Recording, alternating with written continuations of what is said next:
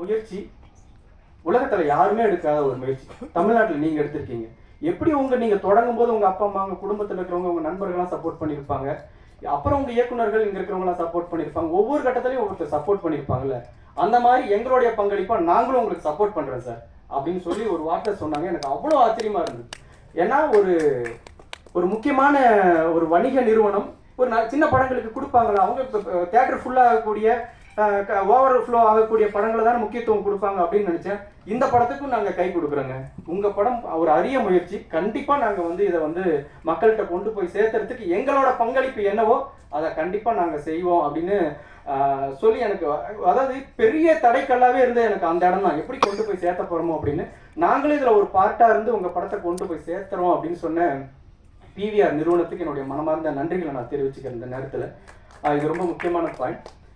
முதல்ல நான் இனிமேல் அதிகம் பேசுகிற நேரம் இல்லை, இனிமேல் படமும் பார்க்க வேண்டியது அப்படி இருக்கிறதுனால இந்த படத்தை நான் எடுத்துகிட்டு போஸ்ட் ப்ரொடக்ஷன் பண்ணுறதுக்கு ஆரம்பித்த நாளில் எனக்கு நிறைய பெரிய ஸ்டூடியோ வேலைகள் நிறைய இருந்தது.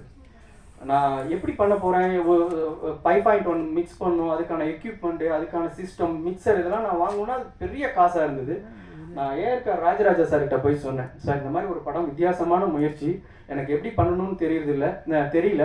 நான் ஆனால் எப்போ பண்ணுவேன், எவ்வளோ நாள் ஆகும், 1 மாதம் ஆகும், 2 மாதம் ஆகும், 6 மாதம் கூட ஆகும், நானே தான் பண்ணுறேன், எனக்கு பண்ணுறது எப்படின்னு தெரியல சார், எனக்கு அதுக்கான உதவி வேணும் அப்படின்னு கேட்டேன். அவர் ஒரு கொத்து சாவி எடுத்து என் கையில் கொடுத்து, அவரோட ஸ்டூடியோவோட சாவி, எப்போ வேணாலும் நீங்கள் திறந்துக்குங்க, எப்போ வேணாலும் ஒர்க் பண்ணிக்கங்க, சிஸ்டம் ஆஃப் பண்ணிட்டு போங்க, உங்களுக்கு எப்போ வேணுமோ அது திறந்துக்குன்னு சொல்லி சாவியே கொடுத்தாரு. ஒரு 6 மாதம் என்கிட்ட தான் இருந்தது.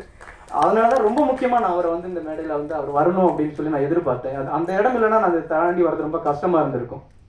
அவர் இந்த படம் அவர் படம் பார்த்துட்டாரு. இந்த படம் தொடர்பாக ஒரு சில வார்த்தைகள் பேசணும்னு நான் கூட அழைக்கிறது.